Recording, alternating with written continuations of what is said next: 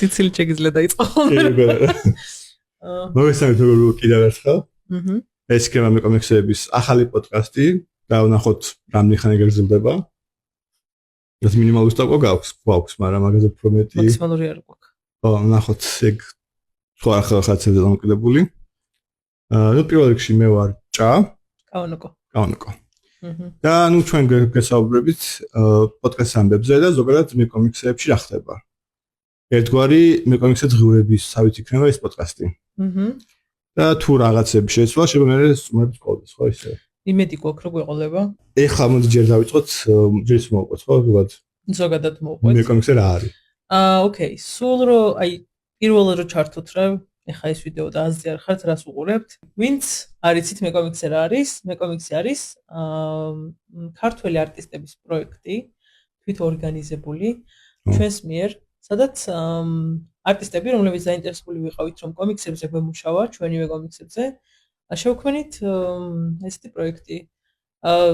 ჩვენი ნამუშევრები, რომლებიც იყო არა უმეტეს 15 გვერდისა, ერთად გამოვიცით წიგნად, ანთოლოგია გავაკეთეთ, რომელსაც დავარქვით გრძელი ბნელი ღამე. საფარე მოვიტან მაგასაც.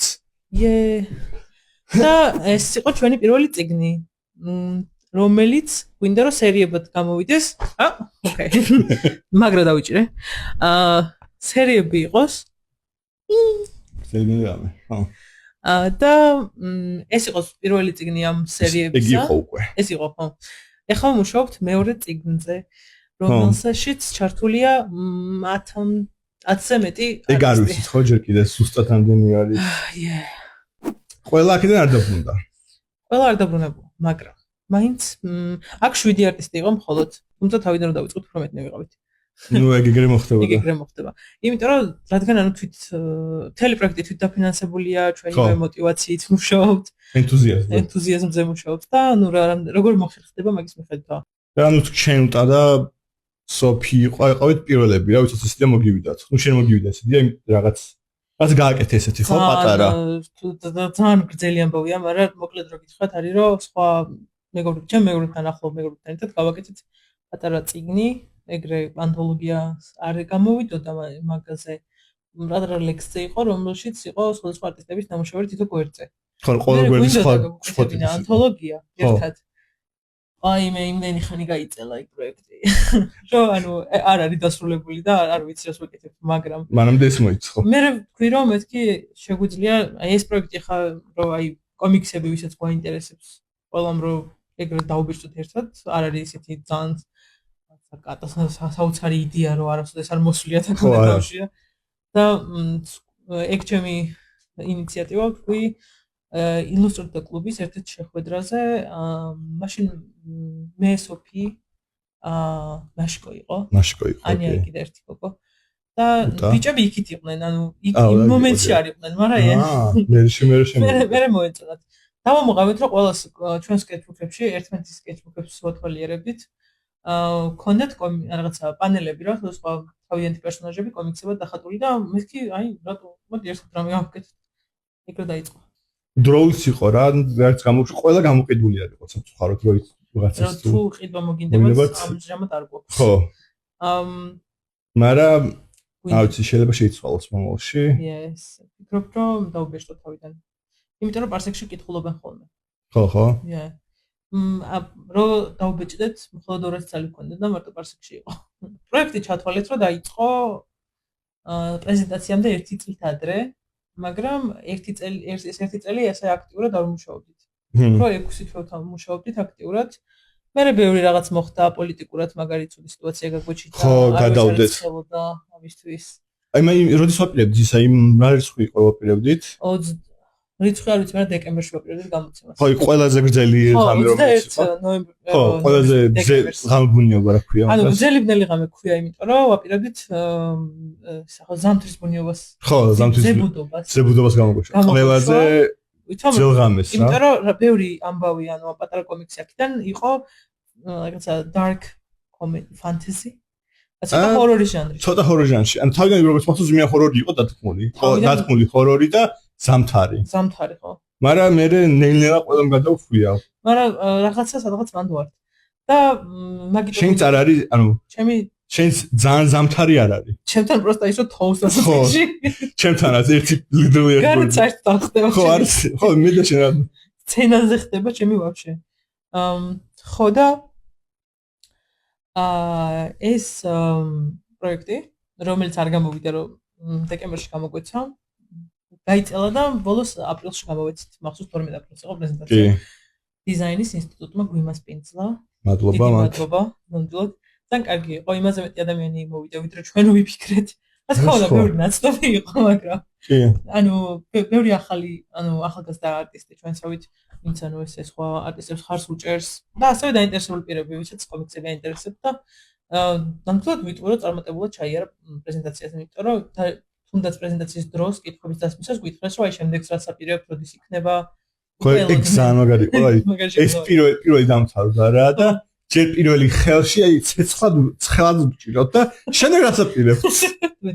ანუ ეს უკვე ეს იყიდეს და მშვენიერია. შემდეგ შევით. და კაია რომ გეგმა გქონდა რომ შემდეგსაც ვაპირებთ. და გვინდა რომ წელიწადში ორჯერ გამოვცეთ პატარა ანთოლოგია. ერთხელ გეთქვა რა ორი. მეორეს მოესწრა. ახალი გეგმაა. ახალი გეგმის მიხედვით ორჯერ ვასწრებ. ხო. ია, იმიტომ რომ იმას ვსკუდავთ. გვერდებს შევდან. კი, ეხლა მეორე წიგნი, რომელსაც ახლა ვიტყვი. მოდი არ ვიტყვი. არ ვთქვი. ჯერ იდუმალად ავტოვოთ. იმიტომ რომ ყდას რო გავაკეთებ რაღაცებს მოდი. ხო მე შეიძლება ბევრი შეიცვალოს რა. მოკლედ მეორე წიგნი, რომელშიც მოდი ვთქვათ, რომ სამუშაო სათაური არის ვენი ვიდი. Yes. არის, ოღონდ რაინაზე არ ვიტყვი.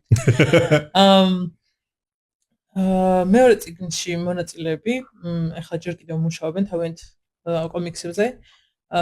დედლაინებს გადავწდით, არ ვიცი რამდენჯერ უკვე. მაგრამ ხო, ამ პროექტში ისე რომ ამაშიც არ გქონდა რა დედლაინებს, იმიტომ რომ ვაღიაროთ. მოტივაცია, ანუ დედლაინი. მოტივაცია ყოველთვის გქონდა. დედლაინი ყოველთვის იყო, აი შეთავაზება რა, აი იქნება რომ აი აგვისტოს დროისთვის ავამთავრე. ანუ იმიტომ რომ ისე ძალიან მკაცრად არ მინდა ხოლმე რომ რაღაცა კაუნტ აი თუ ვერ მოასწარისო რა. წინ რაღაცა ვერც ვიზოთ, იმიტომ რომ ანუ ეს ჩვენ ახლა როგორც ეგეთი ამას ავშვებით, როგორც აი კომპანიამ დაიქირავა არტისტები და აკეთებენ ამას. ჩვენ ავშვებით როგორც აი მე კომიქსი არის როგორც სივრცე ხო? არტისტები რომ შეიკრიბონ და რაღაცა გააკეთონ. მოიცა ვიღაცა თქვა გილდია ხარ ხო? კი, ბაზარი არა, გილდია ვარ. გონი მიშკამ თქვა, არ მახსოვს ვიღაცა მითხრა. ხო, ნუ შემდეგ საერთოდ მუშაობ. მე როგორც დავამთავრე, ერთი რასარედაქტებელი დამჭა. ჩვენ როგორც დაუმთავრებლებმა ახალი დედლაინი ავიღეთ და ერთმანეთს ვეხმარებით დამთავრებაში. პრობლემა ის არის, რომ ანუ ჩვენ მაინც არ ვართ პროფესიონალები ამ საკითხში. არ მუშაობთ ასე ბაზარზე ამერიკაში ან ევროპაში, სადაც რაღაცა კონკრეტულ საკითხებს, მაგალითად აკეთებ მარტო სკეჩს, ან მარტო ინკს, ან მარტო ფერებს და მარტო ანუ ყველაფერს შენ აკეთებ.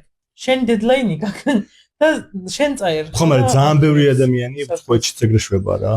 ანუ ჩემი დაჟე მაგრამ დადებული აქვს კონტრაქტი არავისთან და დედლაინები. ხო რა, ერთი ეგრე ზოგადი შეთანხმება არის ყველა ადამიანთან. ხო და მაგით იმას ვამბობ თქვა, რომ რადგან არ ვართ რეალურად პროფესიონალები, ჯერ. რაღაცების გაარკვევა, როგორ ისტორია როგორ დაუწეროთ, რომ საინტერესო იყოს და ასე შემდეგ. ჩვენ თვითონ გვიწევს და თუნდაც მაგას მიაქვს ბევრი დრო, იმიტომ რომ უმეტესობა ჩვენგანი არის პერფექციონისტი. ხო, ნუ მე რაღაცა იმენა. ყველასთან შევიკრიბეთ. მე ძალიან გადავარენ, შენ ეხა ფირაცა პაპირებ თუ შავთეთრს? ანუ შავთეთრს ვაპირებ. თუ სასწაული არ მოხდა. რო ერთი რაღაც შეიძლება ერთი ფერი კიდე დავამატო, მაგრამ შავთეთრი მინდა. იმიტომ რომ ჩემი ესთეტიკა მანგადან მოდის. ხო, და ამ პოდკასტში რაღაც პერიოდი მე ვიზავ, ნუ მე მივხვდი მაგაზე, მაგრამ შენ მანგებზე ლაპარაკებ ხშირად. მანგებზე დაგელაპარაკებით უცებ. ეს ხო ბევრი რაღაცა შეიცვალა. მე მქონდა ფერადი რა, მაგრამ მე გავკეთე შავთეთრი, რომ ჩავტევოდი. მაგრამ კომიქსებშიც რა, ეგ გაყოფა რო არის ლეტერინგი და ისინი რა, ეგეც არ არის აუცილებელი, აი ბევრი არის, მე ვსაკეთებს რა ყველაფერს. მაგალითად იმან ისწავლა, სპანი ვინ შექმნა, ტოდ მაკფარლინმა. What did he do? მაგან სხვა შორის ეგ იყო, ნუ მოდი ვუცებ მოყვე. მიდი. ანუ ამაზე ეპიზოდი შეგვიძლია მე ერთი პოდკასტი ეპიზოდი უფრო სწრაფად ვილაპარაკო რა, მაგრამ მოკლედ რო ვთქვა. აჰა. მოგიყვები რომ ეგ ვაფშე სპორტსმენი იყო, ბეისბოლს ამაშობდა კანადაში. და ცხოვრობდა ტრეილერში. ხელი მოიტეხა თუ რაღაცა, თუ მხარი ამოიგდო. და კომიქსები დაიწყო, იმიტომ რომ ნუ სპორტსმენმა აღარ უწერდა. აჰა. და მაგან რაღაცნაირად გააგზავნა პორტფოლიოები მოხდა DC-ში თავიდან. და მე DC-ში მუშაობდა აი penciling-ზე რა. მაგრამ მთელი ეს penciling-ი გაკეთებდა თავიდან ბოლომდე ერთი შვილზე. და ამაზე რო ვაკეთებდა, მომდა რომ სხვა რაღაცებიც ესწავლა რა, ინკინგის სწავლა მომდა პირველი. აჰა. და დიოღონ DC-ში ინკინგის საქმე არ მისცეს რა, პერსონალიზატორს და მარველში გადავიდა მე რა. იქა იყო სხვა საქმეები. მე გადავიდა უკან. იქა იყო კიდე სხვა საქმეები, წერობის რებათოცა იყო რა. ნელა ინკინგისა penciling-ით ხო შევიდა. მე ინკინგზე იცისწავლა ერთ პროექტში რაღაც სამშობლოში. მე წერაც ისწავლა და მე სპაიდერმენის აწერა დაიწყო და სპაიდერმენზე მუშაობდა. კი, სპაიდერმენი ისა მაგტოს მოხდა ისა სპაიდერმენი ძალიან შეცვალა. даже Apple Car-ს შეგდა დაყო რომ მაგამდე და მანამდე ანუ Steve Ditko იყო მანამდე სპაიდერმენი შექმნა რა ისე ხო, ვიცი. და მაგაზეც ძალიან ბევრი საინტერესო ამბავი არის რა, მაგრამ მაგან შექმნა სპაიდერმენი. Ditko-ზე ეგეთი რამე ვიცი რომ თავიდან უნდათ რომ ჰორორის ჟანრი ყოფილიყო სპაიდერმენი. მაგრამ იმ პერიოდში ჰორორზე ბევრი კაცრი კანონი და რაღაცა აი comic book code of authority-ზე რა. მაგაზე. ძალიან მაგაზეც ეს ისტორიას მოყვები მე რა. ეს პროცესი. სუპერველი სკეჩები სპაიდერმენის უფრო გრძელი და რაღაცნაირი. კი, lengthy იყო. ეგ იყო რომ ანუ Steve Ditko-ს მაგას შალიჩურდა რა, რომ ყოფილიყო უფრო აქცენტი ობობაზე ვიდრე კაცზე. მაგრამ მე რაღაცა შეცვლა მოუწია რა და გაათანაბრა. და Steve Ditko რა ფილოსოფიურად არის რაღაცა რას ქვია რა. He's like one of those objectivisti არის რა. და მაგან მაგას გააგდეს სპაიდერმენიდან და მაგას კიდე ბევრი სხვა ისტორია. კი. ანუ არ გაუგდე ცუდად დამთავრა რა. სპაიდერმენი ზოგადად მუშაობდა ყოველთვის უნდა დამთავრა. მის ვიცი რომ აწამებენ ანუ ავტორები სპაიდერმენის პერსონაჟებს. კი. ანუ პიტერს აწამებენ რაღაც ბოლოდან და ყველაზე ჰორორ ისტორიები აქვს ხოლმე მაგას. და მაგის მე შემოვიდა ტოდ მაკფარლენი და ტოდ მაკფარლენმა მიხვდა რომ თუ არ შეიძლება რომ უფრო ეგეთი მართლა ობობ ჰორორი იყოსო რა, ანუ უფრო მეტ აქცენტს გააკეთა ობობაზე, იმითი რომ ანატომია შეცვალა ძალიან. კლასიკური ანატომია ქონდა Steve Ditko-ს რა. და ტოდ მაკფარლენი ხატავდა აი უცნაურ პოზაში, რომ ფეხი აქვს თავის ზემოთ ესე აწეული და ხარი ესე ჩავარდნილი აქვს და ეს ფეხი ესე მისდის. და ობობის ქსელებსაც ხანერად ხატავდა, ოღონდ მაგის ორიგინალური არა, სადაც ნახავ ვიღაც არტისტიდან. მე რატყდა რომ ერთმანეთს დახატა ერთხელ ერთ პანელზე რა, ლამაზად. მოდი ერთ გვერდს ხატავდა და ბოლომდე როდებ და მაგ ობის ქსელშიც ჩადო რა ეს ენერგია და მაგა დაინახა და ამას მოდი ყველა პანელზე გავაკეთებო და ოკეი, ეხლა რაც გვაქვს ვერსიას ქსელების მაგიდან მოდი. კი. ნაის. ესე კი ანუ ერთი ეპიზოდი გქონდა სპაიდერმენზე. ხო, ანუ ეხლა დღეს რა გამზადებული გვაქვს მაუსი რა და მაუსზე ვილაპარაკებ. მაუსზე მოუყვები მეიზის საინტერესო ამბებს, მაგრამ ზოგადად თუ გინდა ტოდ მაკფარლენზე, Steve Ditko-ზე, Jack Kirby-ზე უფრო ზოგადი რაღაც თემა რა, მაგალითად აი comic book code of authority, ან სპეკულატორების თემატიკა კომიქსებშიც არის, მაგაზე მე ვილაპარაკებ რა. Is there a YouTube channel called Captain Midnight? There is. But that's why I know shit. Oh. კაი არხი არის.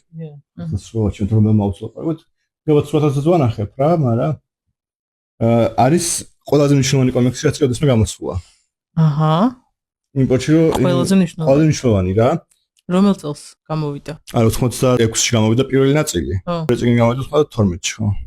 ლეგიტიმაცია მისცა კომიქსებს ძალიან. მანამდე იყო კომიქსები საბავშვო რა, ან არასერიოზული, მაგრამ მაუსი არის პირველი კომიქსი, რომელსაც მოიგო პულიცერის ჯილდო.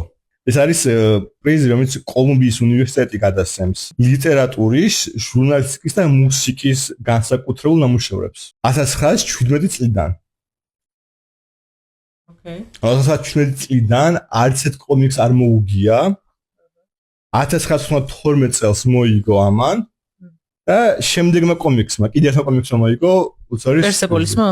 არა. აბა. მაგრამ კარგი ესე იყო, პერსეპოლის არ მოიგო. ვინა? Feeding a Ghost ქვია.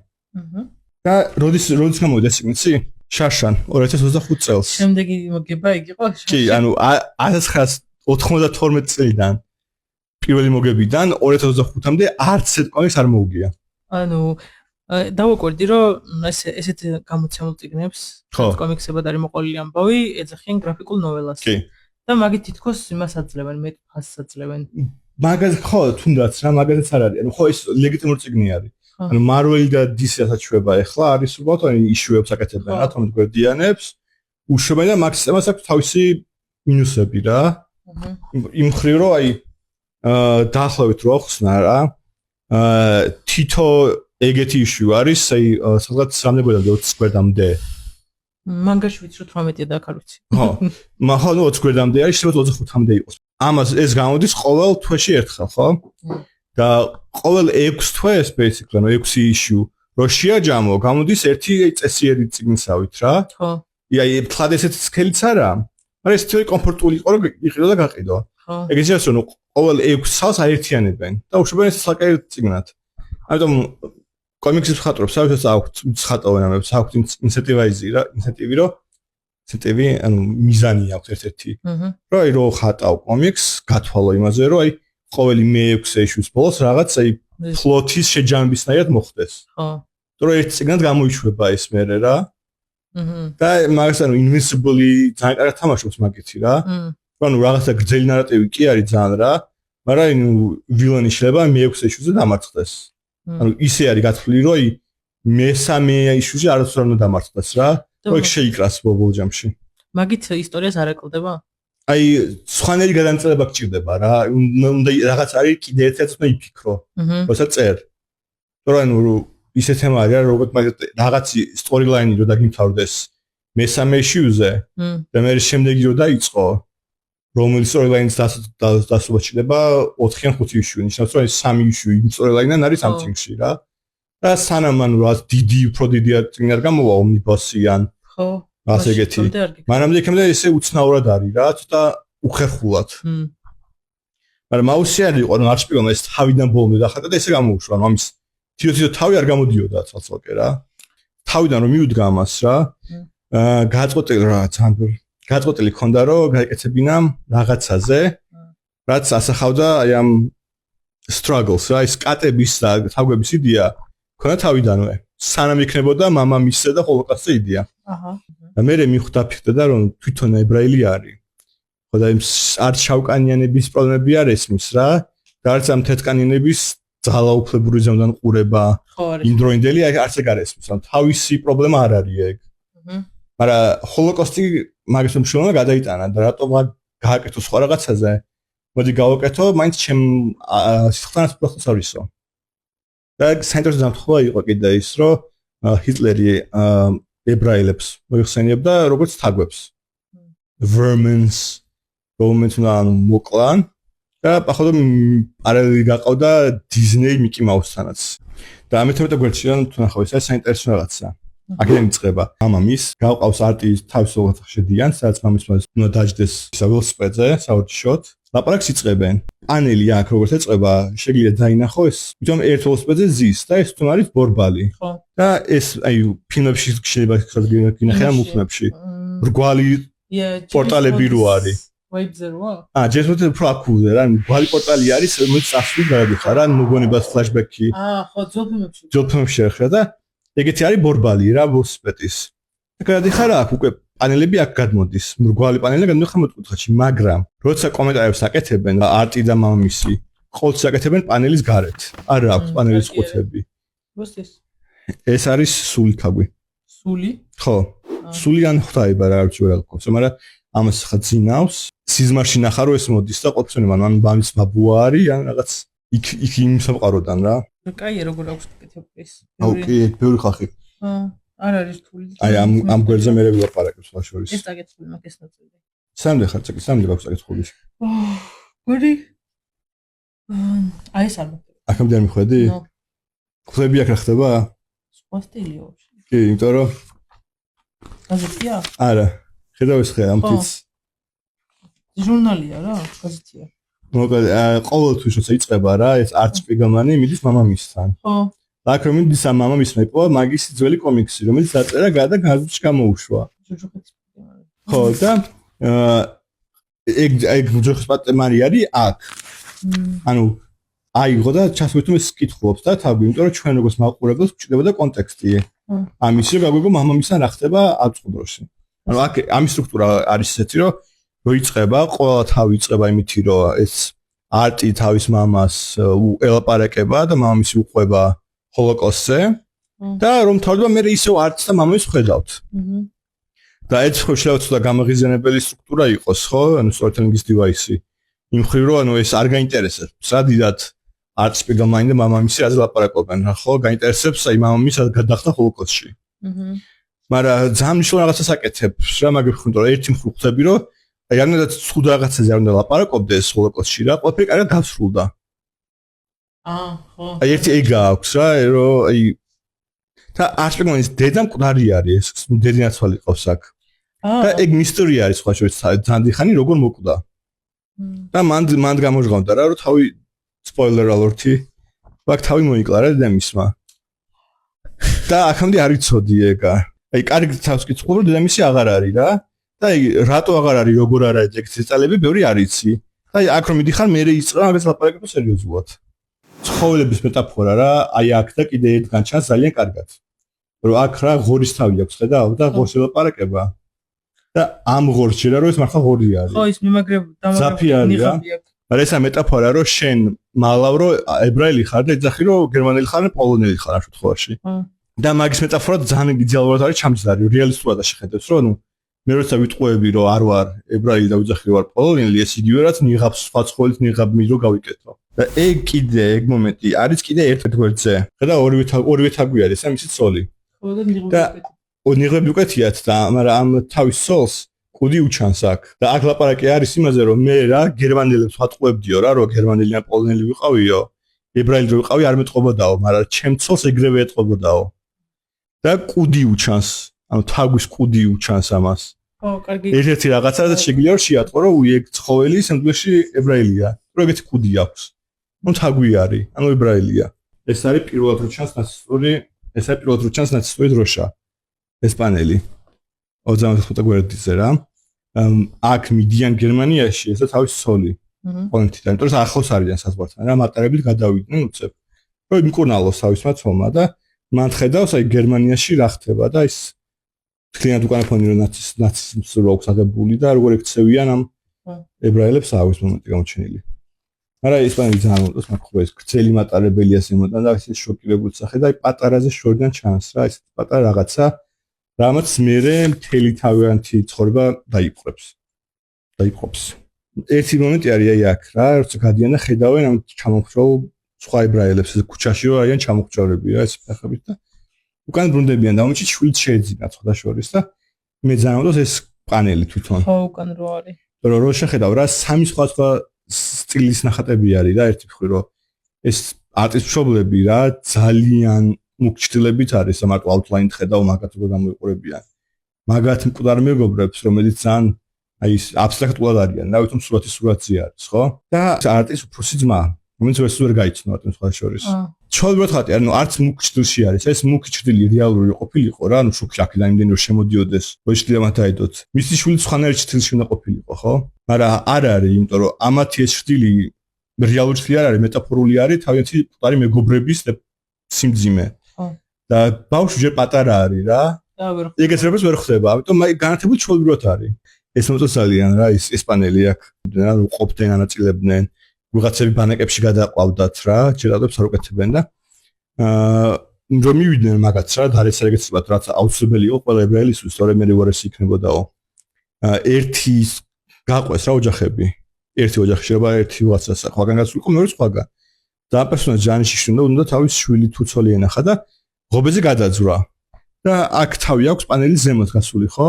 თუმ ღობეზე რომ მიძროს ისტორიიდანაც გადის და პროსტა მიატოვებს ისტორიას ფლიანად. ხო. რაც საინტერესო მიმოჩნია ისტორიულად, რომ პროსტა მარტო ამას აქვს თავისი გაცნები. და თან აქ ისეთი რაც წერია, რომ იქით მხარის მოხვედრილები აღარ დაბრუნებულიყო. ხო. და ნუ აი გადავიდა რა პანელის იქით და ისტორიაც ატოვა. ეს ნაწილი წაკითხული მაქვს. ნახატი რა, აი ესა ძალიან მნიშვნელოვანი ისე. ეს არტი რა, მამისი ვლადიკი, გამოკეთებული არიან ეგ, მისი ცოლი, მისი ცოლის მშობლები. შვილი მისცეს თავიანთ ნათესავს, რომ იმათ მოემსმეულო მაგმასთვის. და აქ ვლადიკი ვიღაცას ფანჯრიდან უთანხმდება, რომ გამიყვანი აქედან, მე და ჩემი ცოლი, მაგის ცოლის მშობლები. მე რომ ჩვენც წაგვიყვანეო და ეს პირება რა თქმა უნდა თქვენ წაგიყვანთ რა სული არისო რა. მაგრამ მიატოვებს, იქ დატოვებს. და აი აქ არის ეს კადრი, როგორ დარჩენ ესენი უკან და როგორ ტრაგედია აქვს ამათ, რომ ანუ იციან რომ ციკლუსთან გაწერილები. და ვლადიკმა რომ მიატოვა რა ეს მაგისი მეუღლის მშობლები, რომელმაც ბიზნესი დაუფინანსა, ქარხანაზე ფულიმისა და დიდრები იყო და კარგი კომფორტში აცხოვრა. მაგრამ ამათ წინ ხედავ ამასაც თვითონ და თავისი დიალოგი თუ როგორ იმართლებს თავს. და ნუ ხვდები რაღაცნაირად თუ მაი პერიოდში უნდა გაიკეთებინა რომ გადარჩენილიყო. რაღაცნაირად ეს ხელით ნახატი აქვს ხო? კი, მაგ დროს ჯერჯერობით არის. თან ეთყობა კიდევაც, იმიტომ რომ არის ხშირად ერთი და იგივე რაღაცა ხატია რა. მაგრამ აი ოდნავ სხვანაირად. აქ აქვს თვითონ სოროები პატარა გაიკეთეს რა სახლში. მაგრამ ნუ ჩუმად არიან და ბოლოს მაინც მოახერხეს პაშტების საჭირა და იქაც იმალებიან მე რაც შეტევა მოხდება, ბანკებს რომ გაათავისუფლებდნენ და ესენი გამოდიან რა უკვე დიდი ხანი მოიწმინეს და ყველა დაიშალნენ. ამდენი ოჯახი იყო. თითო ყველა დაიშალა და არ ვიცი საწოსული ყავითო. მაგრამ ისეთი ტონი დარჩა რა, რომ ეგონათ რომ უკვე всё რა გამოაღწიეს და ყოველდღე კარგად იქნება. და ამ დროს და ნუ ხო იცი მზისკენ რომ მიდიხარ და იქ კადრი არის ეს, რომ აი გზაზე მიდიხარ და მზის შესვლენ მიდიხარ, მაგრამ სინამდვილეში ყველა გზა მიდის ნაცისტებამდე და ფაშისტებამდე. და ეს გარი აქ სახატული. ყველა გზა მაქეთ მიდის. აკაც ნიღბები უკეთიათ. კი, იმიტომ რომ მალავენ თავს რო ღორები არიან. აი, მოშხედე. აქ ლაპარაკობენ რა და არტეტო სიგარეტს. ლაპარაკობენ გაზის კამერაზე და იქნებ ბოლი რო ამოდიოდა. და აქ წარსულად არის რომ ბოლი და ამის სიგარეტის ბოლი არის ამის ბოლიც რა. რო ეგეთი მეტაფორა რომ აი წარსულიდან აწყურში გადმოდის შენ კიდე. და ამაზე ლაპარაკები აქვს რა, როცა იწვიან უკვე. ცეცხლში რა. რო არ ვიცოდა როგორ დაიხატა, მაგრამ მე მიხვდა რომ თაგვები ყოველთვის ხატია, ცხვირი ქვემოთ რო აქვს. და ამიტომ ამ საშინების გამოსახატავად ცხვირს ზემოთ დავხატავდა, რომ აი პირი შეტრიალებული აქვს. და უფრო გამძაფრდა მაგომენცო. არც აქ რა მეორე წიგნის პირველ წიგნი რო დაასრულა, პირველ წიგნის დასასრულში. ხო. თავდება ისე რომ ანუ ეგ მამის ეკითხება მთელი წიგნის განმავლობაში, პირველ წიგნის ნაწილის განმავლობაში აქ ორი წიგნი არის გაერთიანებული, ხო? პირველ წიგნში ეკითხება რომ დედაჩემის დღიურები სად არისო რა, ამიტომ დედამისის დღიურებს სანახტურად წერდა. რო ყველაფერი ახლდეს, მაგრამ ეს ის მარტო მამისის ისა მამისის გამოცდილება. და პირველ წიგნში ეკითხება სად არის დედაჩემის დღიურებიო. და კაი გიპოვი მოქცემა ამის პირდება და ვერს ვერ პოულობს. და მეორე წიგნის ბოლოს გამოუწყდება რომ იცი რა ერთ პერიოდში მაგარი დეპრესიული ვიყავიო რა და დედაჩემის დღიურები დაუწვიო. და ანუ მაგრა გაუბრაზდება ეს არტი მაგასა და მაგრა იჩხუბებენ. რო შენ დედაჩემი მაგათი მოკალიო რა ეს მაგას ეუბნება. და წავა მიატოვებს სუდიანი რა. და ეგ თორდება პირველი წიგნი. და ეგრე გამოუშვა და 1.86 წელი იყო. ეგრე გამოუშვა პირველი წიგნი გამოუშვა, მეორე გამოუშვა 12-ში, 13-ში და რამდენი წელს მერე 5 წელს მერე. როდესაც მუშაობდა დიდი ხანი. ხო, ისიც ხელით დახატულია? კი. და ხან მეორე რო იწყება, ისე იწყება რომ ეს თავის მეუღლესთან ლაპარაკობს, თავის მეუღლეობა რომ მე მინდა რომ თაგვი იყო შენ თუ შენ თაგვი იქნებიო. ესე მიხომ არა შენ ფრანგი ხარ და თაგვი ხარ ახლა და ხوار გავუკეთოთ ქორწილის სცენა დავწეროთ სადაც მამაჩემი აპროტესტებს რომ შენ ებრაელი არ ახარ და არა ებრაელი სწორად გონა მოვიყვანო და რაღაცაო და ძაღლია ხო რადგან ფრანგია ანუ ფრანგი არის მაგის მშობლები არ არიან დახატულები თავად მაგრამ თუნდაც თავადაა დახატული თუმცა არტი აქ წერს თავისთავზე როგორ ლაპარაკება თავის ცოლს როგორ რომ თავის იდეას რომ მოდი დავქორწინდეთო დავხატო ქორწინების სცენასო და ჯვარსო დავიწერთო მაგ მომენტში მე გადაიქცევით აგვათო აჰა ტრანსფორმაციის მომხდენო და რა ვიცი არ მინდა რა სულ თაგვი მინდა რომ ვიყო და კაიო და კარგი ზანსენტერს რომ ხამე გააღვიძებთ მამის და მიდიან სახლში მამისთან რო სხვა შტატში თუ რაღაცა და ეს მანქანით გზავრობენ რა და პირველი წიგნი რომ გამოუშვა მაგის გამოცდილებას ლაპარაკობს რომ კი კარგი იყო რა ეს კომიქსის რომ გამოუშვა გრაფიკული ნოველაო და რაღაცას მივაღწევა მაგრამ ნუ შეზღუდული ვარო რა იმიტომ რომ მაინც რეალობას ისე ვერ ავსახაო რა აი მის ხმარო რეალობა ავსახო არც მინდაო იმიტომ რომ რეალობენ ძალიან შორს არის და დიდი ნარაცია აქვს ამაზე ანუ მთელი რაღაცა წინაგვერდებიდან რა მაგისაც მაბოლოს ლაპარაკა ნახოთ აქ გონი მეუღლე რაღაცას პასუხობს რა აქ პასუხობს მოდაქთან 1 2 3 4 5 6 7 8 9 10 პანელი მარტო ეს ლაპარაკობს და აი ბოლოში აწერია აი რას გულისხმობ ნამდვილ ცხოვრებაში ამდენ ხანს ხომ არასდროს მე მოვაპარაკებდი ანუ ელოდება რომ ნამდვილ ცხოვრებაში კომიქსი ვარ იყოს ეს ამხეს არ მოვაპარაკებდი შემოჩებოდი ეს არის არც პირველი მეორე არც პირველი არის რა და უკეთია ნიღაბი, on თავის ნიღაბი უკეთია. და ანუ თავის ხატვის დაფასებთან ერთად ხატავს ამ ყველაფერს ხელით. და ბუზებინენ აი ორი მატებს თორე ამ ყველაფერს ხატავს. კარიერა აიწყო თავისი მკვდარი წინაპრებზე. და ეს ამას მეტაფორა არის. და ხატავს ეს სხვა ცხოვრები როგორ მოდიან რა და როგორ თავაზობენ რომ ეს გავაკეთოთ და ბუდოფორმა როგორ ბავშვდება რომ არის ის რაკნას. მე თერაპევტთან მიდის რა და მაგ თერაპევტს ყველას აქ ხატდეს სხვა ცხოვრების ისინი რა. და თქვა მიაქვს რომ მაუს ანიმაციის მიმართ არ უცდა მისა რა. ანუ არც რა გახსენება, რომ ვიღაცას ამაზე ანიმაცია გაეკეთებინა. და ნუ ეს არც არ იქნება არაფერი სხვა ვიდრე ეს. როგორც ბევრი სხვა კომიქსი სხვა შორის. კელვინ ჰობსის ავტორიც ეგეთი იყო რა, სინიკაციაში ანუ არც არ დათანხმდა რომ ანიმაცია გაეკეთებინა და სპეციალ ეპიზოდები ან რაღაცა. და ნაწილობრივად საბად მაგიტომ არის. იმას Sin City-ს არ ქონდა ეგ რო ისე არის გაკეთებული რომ ფილმი ვერ გადაიღოთ. კი, მაგრამ მაინც გადაიღეს ფილმი და კარგად გადაიღეს. ფილმი ვიზუალურად უნდა ვაღიარო. კი, კაია. კაი ფილმი გამოდგა. მაგრამ ეგ იყო იდეა რომ ვერ გადაიღოთ ისე ყოფილიყო. რეჟისორმა challenge accepted. კი, ბევრი ეგრეშვება რა. და ნუ ესეთი ტექსტი არის, ანუ ვიზუალურად მან ლაპარაკობს თავის თავზე უკვე რომ როგორ აღიქვამს პირველი წინის წარმატებას. ძალიან მეტანაწილები არის ეგენი რა და მე გრძელდება ეს ველი ისტორია რომ მართლა იქ როგორ ხდებოდა რაღაცეები. ხო, საკმაოდ ძიმე არის. ძალიან ძიმე არის კი. ბევრი ეგეთი ნაწილია და ხშირად ხედავ ამას და მამისთან ხშირად ხედავ ბევრ ცუთვისებას რა აწყოში. საინტერესო სამწუხარო არის რა ის რომ პირველი წიგნის გამოშვების მერე მეორე წიგნამდე მამისი მოკვდა. რამდენი წლის იყო? მამისი კაი დიდი იქნებოდა უკვე. იყო რა სულ თან მახსოვს მე თუ გითხრა. ხო. ძალიან კარგი. კარგი ანალიზი არის. ფოტოებისაც გამოაჩინა. კი, რა თქმა უნდა. ნუ ყველაფერი. ისე ან ვიზუალ ეს რა კაი იყო. ვიხო ვიზუალურად ლაპარაკობ თლიანად რა ნუ. კაისა. ნუ ეს იყო ეს პირველი ხო. სერია რა, ესე ვთქვა, პირველი სერია პოდკასტის. შემდეგ სერიაზე შენ მოიტან რაღაცას მანგაზე, ხო? ოკეი. ოკეი. მაგრამ მანგას ერთი პრობლემა რაც აქ არის, რომ დასრულებული ეს თავიდან ბოლომდე არ არის ხოლმე. ანუ აი ხო არც ვიცი რა ჩვენ არც ვიცი რა გვინდა რომ ვანახოთ ხო? მაგალითად ჩემი საყვარელი მანგა რაც არის, იქიდან აი ესე პანელები რაც მომწონს. აი თუ ასე არ არის აუცილებელი რომ მაინც ვიზუალური გაჩვენაც იყოს, ხო? შეიძლება პროსა ისტორია იყოს საინტერესო აი მოგიყვერაზე. რაც ხო, აი მე როგორც მოვყევი იმაზე. Todd McFarlane-ზე და Steve Jobs-ზე რაც საინტერესო რო ახსენე. შეიძლება მოხდა მომიყვერო აი სურათი მე ხა ეს მადახატა ეს ანიმე და ეს რაღაცა.